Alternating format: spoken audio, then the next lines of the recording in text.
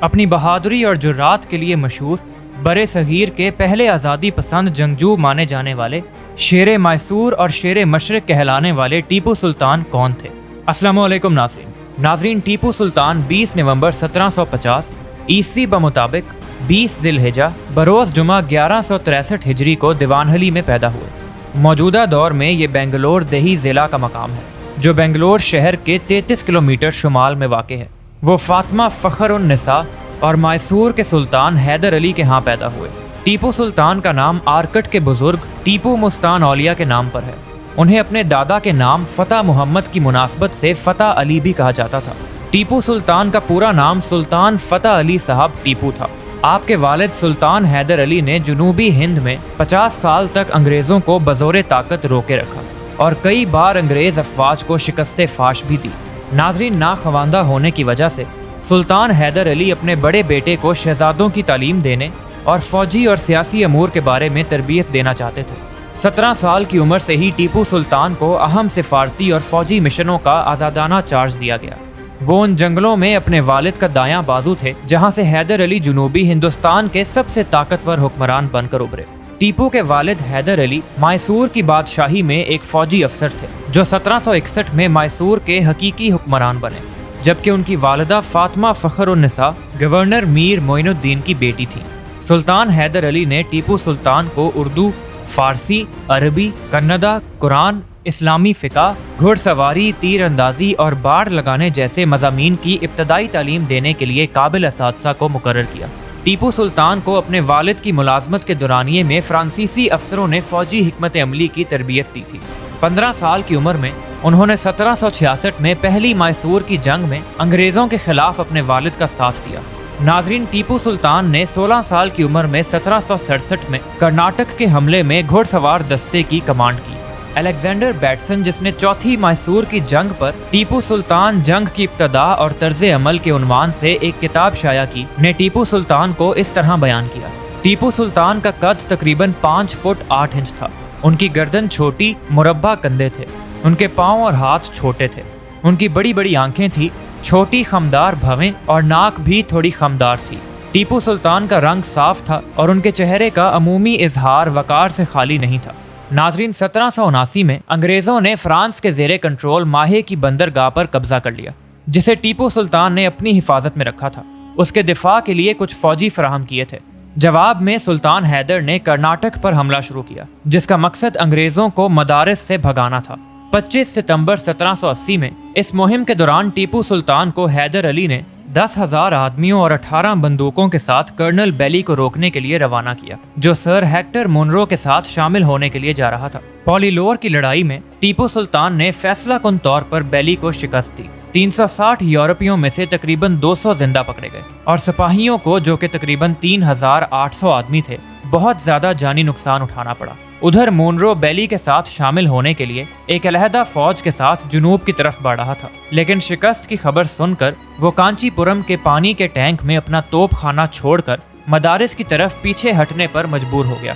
ناظرین، ٹیپو سلطان نے 18 فروری 1782 کو تنجور کے قریب اناگوڈی میں کرنل بریتھ ویٹ کو شکست دی۔ بریتھ ویٹ کی فوج 100 یورپی، 300 گھڑ سوار اور 1400 سپاہیوں پر مشتمل تھی۔ ٹیپو سلطان نے تمام بندوقیں اپنے قبضے میں لے لیں اور پوری فوج کو قیدی بنا لیا۔ 1781 میں ٹیپو سلطان نے کامیابی کے ساتھ چتور انگریزوں کے قبضے سے آزاد کروا لیا۔ 6 دسمبر 1782 بروز جمعہ سلطان حیدر علی کی وفات ہوئی۔ تب تک ٹیپو سلطان نے کافی فوجی تجربہ حاصل کر لیا تھا۔ ٹیپو سلطان نے محسوس کیا کہ انگریز ہندوستان میں ایک نئے قسم کا خطرہ ہے۔ ٹیپو سلطان اتوار 22 دسمبر 1782 کو ایک سادہ تاج پوشی کی تقریب میں میسور کے حکمران بن گئے۔ اس کے بعد ٹیپو سلطان نے مرہٹوں اور مغلوں کے ساتھ اتحاد کر کے انگریزوں کی پیش قدمی کو جانچنے کے لیے کام کیا۔ دوسری میسور کی جنگ 1784 میں مینگلور کے معاہدے کے ساتھ ختم ہوئی۔ ناظرین، ٹیپو سلطان کو سیکھنے کا شوق تھا۔ ان کے ذاتی کتب خانے میں مختلف زبانوں میں 2000 سے زائد کتابیں موجود تھیں۔ وہ ایک انتہائی فعال آدمی تھے اور اپنی رعایا کی فلاح و بہبود کے لیے سخت محنت کرتے تھے۔ ٹیپو سلطان کی زندگی ایک سچے مسلمان کی زندگی تھی۔ وہ مذہبی تعصب سے پاک تھے۔ یہی وجہ تھی کہ غیر مسلم ان کی فوج اور ریاست میں اعلیٰ عہدوں پر فائز تھے۔ ٹیپو سلطان نے اپنی مملکت کو مملکت خدا داد کا نام دیا۔ حکمران ہونے کے باوجود خود کو عام آدمی سمجھتے تھے۔ باوضو رہنا اور تلاوت قرآن آپ کے معمولات میں سے تھے۔ ظاہری نمود و نمائش سے اجتناب برتتے تھے۔ ہر شاہی فرمان کا آغاز بسم اللہ الرحمن الرحیم سے کیا کرتے تھے۔ زمین پر کھدر بچھا کر سویا کرتے تھے۔ ناظرین، ٹیپو سلطان 7 زبان حکمران کہے جاتے تھے۔ آپ کو عربی، فارسی، اردو، فرانسیسی اور انگریزی سمیت کئی زبانوں پر دسترس حاصل تھی۔ آپ مطالعے کے بہت شوقین تھے۔ اس کے علاوہ آپ سائنسی علوم میں خاص دلچسپی رکھتے تھے۔ آپ کو برے صغیر میں راکٹ سازی کا موجد کہا جاتا ہے۔ ہر جنگ میں اپنی افواج کے شانہ بشانہ رہنے والے ٹیپو سلطان اپنے زمانے کے تمام فنون سپہ گیری سے واقف تھے۔ اپنی افواج کو پیادہ فوج کے بجائے سواروں اور توپ خانے کی شکل میں زیادہ منظم کیا۔ اسلحہ سازی، فوجی نظم و نسق اور فوجی اصلاحات میں تاریخ ساز کام کیا۔ ناظرین، پورے ہندوستان میں سلطنت خدا داد کے حکمران سلطان حیدر علی اور ٹیپو سلطان کو ہی اولیت حاصل رہی کہ اس پورے ملک میں ہجری طاقت کا استعمال اور اہمیت کو سمجھا۔ اس وجہ سے ٹیپو سلطان نے قدرتی بندرگاہوں میں نہ صرف توسیع کرائی بلکہ ساحلوں پر حفاظتی انتظامات کیے۔ سلطان نے اپنی زندگی میں اور نگرانی میں 20 بڑے اور 32 چھوٹے جہاز تیار کروائے۔ بڑے بڑے جہازوں پر 72 توپیں نصب کی جا سکتی تھیں۔ اس کے علاوہ 66 جہاز اور تھے جو غیر مسلح جہاز تھے۔ ناظرین، ٹیپو سلطان ایک دور اندیش شخص تھے جو ایسٹ انڈیا کمپنی کے ہندوستان میں داخل ہونے کے مقصد کا اندازہ لگا سکتے تھے۔ اس لیے ٹیپو سلطان نے مدد کے لیے فرانسیسیوں سے بات چیت کی اور افغانستان کے میر اور ترکی کے سلطان سے بھی مدد طلب کی۔ انگریز ٹیپو سلطان کی بڑھتی ہوئی طاقت سے خوفزدہ تھے اور 1783 میں ان کی شکست کے بعد انہوں نے حیدرآباد کے نظام اور مرہٹوں کے ساتھ اتحاد کر لیا۔ تاہم فرانسیسیوں نے ورسائی کے معاہدے پر دستخط کرنے کے بعد ٹیپو کو چھوڑ دیا۔ انگریزوں نے نظام اور مرہٹوں کی مدد سے اس موقع سے فائدہ اٹھایا اور 1790 میں تیسری اینگلو میسور جنگ شروع کی۔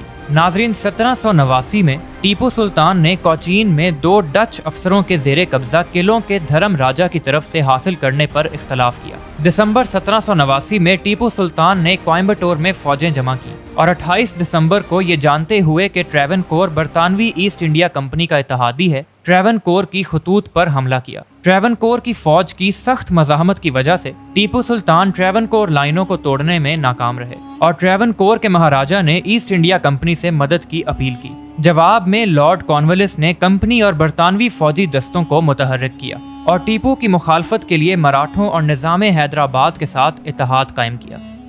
ناظرین، ٹیپو سلطان کی زندگی کے بارے میں مزید ہم جانیں گے اگلی ویڈیو میں۔ ویڈیو کو لائک ضرور کیجیے گا اور اگر آپ ہمارے چینل پر پہلی بار آئے ہیں تو چینل کو سبسکرائب ضرور کیجیے گا تاکہ آپ کو ہماری آگے آنے والی ویڈیو کا بر وقت نوٹیفیکیشن مل سکے۔ ملتے ہیں اگلی ویڈیو میں، تب تک کے لیے اللہ حافظ۔